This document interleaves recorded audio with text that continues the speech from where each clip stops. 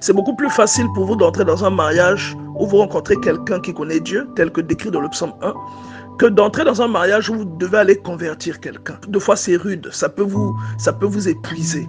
Parce que tout le monde n'a pas l'endurance pour supporter les épreuves qui viennent avec un cœur inconverti.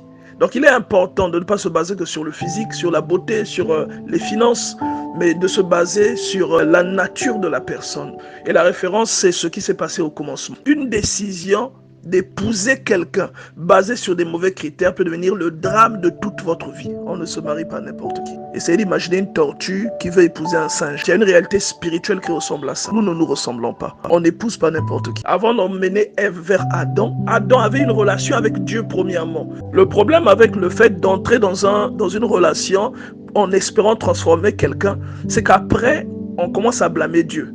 Souvent, c'est nous qui imposons notre choix à Dieu, alors que ce n'est pas le choix de Dieu. Et si on pouvait entendre Dieu automatiquement, il nous poserait la question, est-ce que c'est moi qui t'ai dit d'aller vers cette personne? Vous voyez, souvent ce n'est pas Dieu qui nous envoie dans cette relation-là, mais on se dit il va changer avec le temps. Et quand ça ne change pas, on commence à se plaindre, à dire que Dieu ne nous aime pas. Avant d'emmener Ève vers Adam, Adam avait une relation avec Dieu premièrement. Dieu s'est d'abord assuré que Adam soit quelqu'un qui a des responsabilités. Ce n'est qu'après que Dieu a introduit Ève dans la vie d'Adam. La Bible dit quand il a créé l'homme, il a instauré un tendon du jardin d'Éden afin qu'il le cultivât et qu'il l'entretînt. Mais ce n'est qu'après que Dieu a introduit Ève dans la vie d'Adam.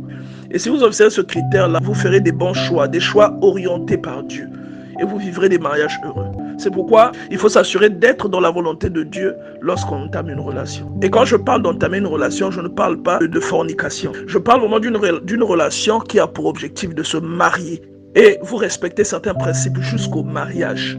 Et c'est lorsque vous êtes marié, vous consommez votre mariage. Vous allez voir que cette observation est associée aussi à des bénédictions. Mais il est difficile parfois que Dieu vienne vous défendre dans une relation où vous n'êtes pas marié et que vous couchez avec quelqu'un comme ça. On oublie que parfois certains paramètres en rapport avec notre relation nous combattent et combattent notre vie. Parce que Dieu ne va pas à l'encontre de sa propre parole. Mais je vous dis, aux yeux de Dieu, le mariage est un aller simple. On ne se marie pas n'importe qui. Donc la décision que vous prenez d'épouser quelqu'un, si elle se base sur des mauvais critères, cela peut devenir le malheur de toute une vie. Vous voyez, nous les êtres humains, même si nous avons la même apparence, mais nous ne nous ressemblons pas. On n'épouse pas n'importe qui. Avant que vous ne soyez manifestés sur la terre, il y a un être humain qui a été créé pour vous. Ce qu'on appelle la volonté parfaite. Vous ne pouvez pas épouser n'importe quel être humain. Aux yeux de Dieu, le mariage est un aller simple. Tant que vous n'entreapercevez pas Dieu dans la vie du partenaire qui propose de vous épouser, faites attention, vous êtes peut-être en danger. Une décision d'épouser quelqu'un basé sur des mauvais critères peut devenir le drame de toute votre vie. On ne se marie pas n'importe qui. Essayez d'imaginer une tortue qui veut épouser un singe. Il y a une réalité spirituelle qui ressemble à ça. Nous ne nous ressemblons pas. Vous pouvez vivre malheureuse toute votre vie parce que une fois, vous êtes basé sur un mauvais critère pour choisir votre conjoint. Il y a un être humain qui est votre pointure, qui a été créé pour vous.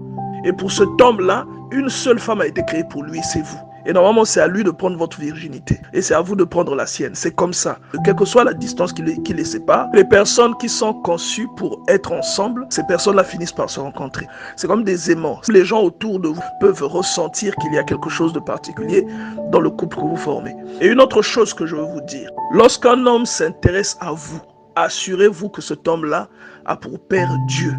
C'est-à-dire il a un père biologique de qui il porte le nom. Mais assurez-vous que Dieu également est son père. C'est très important.